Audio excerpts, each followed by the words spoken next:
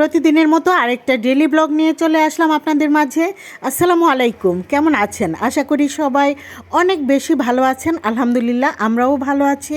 তো সকাল থেকে আজকের ভিডিওটা শুরু করেছি। এখানে হচ্ছে হাসনা বিছানাপত্র সব গুছিয়ে নিয়েছে। আমার পিয়ারি ছুটিতে আছে, ছুটিতে গ্রামে গেছে সে। এখন আমি হাসনাকে নিয়ে নাস্তা করে তারপর হচ্ছে ছাদে চলে যাব।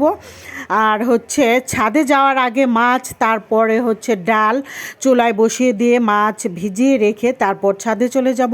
এই তো সবাই মিলে একটু ছাদে চলে আসলাম। এইখানে মজার মজার পেয়ারা পেকে আছে, মানে এই পেয়ারাগুলো খুবই মজা। আর হচ্ছে আমি শাক উঠিয়ে নেব, জালি কুমড়া নেব ছাদ থেকে। এগুলো নিয়ে তারপর বাসায় গিয়ে রান্নাগুলো করে নেব ঝটপট করে। তো আমার কি একটা মজার ব্যাপার হয়েছে ভিউয়ার্স, এই দেখেন একদম চিপার মধ্যে কাটার মাঝখানে একটা কুমড়ো মাশাল্লাহ বড় হয়ে পেকে আছে। এটা আমি দেখিনি, আজকে প্রথম দেখলাম। এটা আগে দেখলে হয়তো বা মানে উঠিয়ে নিয়ে যেতাম খাওয়ার জন্য। যাই হোক, মাশাল্লাহ বড় হোক কুমড়াটা।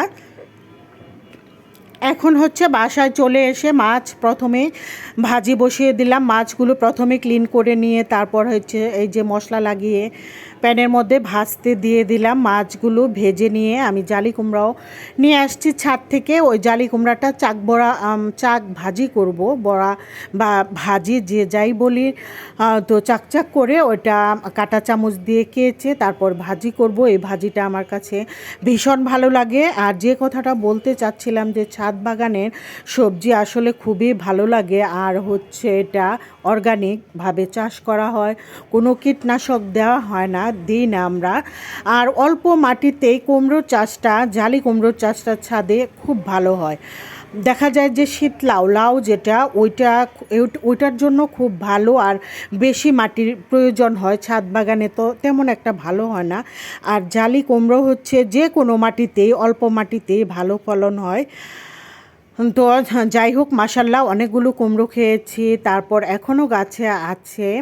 আর এখানে হচ্ছে রুটি সেঁকে নিচ্ছি। রুটি এক এক করে মানে হালকা সেঁকে আমি রেখে দিব ফ্রিজে।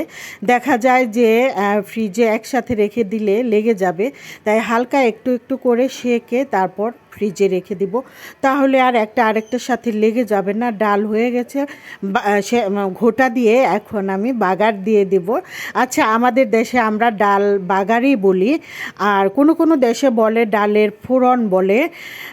যাই হোক, আরও অনেক নাম বলে, আমরা বাগারই বলি। ওই যে রসুন, পেঁয়াজ, কাঁচামরিচ, শুকনা মরিচ, পাঁচফোড়ন দিয়ে যে বাগারটা দেওয়া হয় লাস্টে তেলের মধ্যে, যেটা ডালকে সুস্বাদু করে।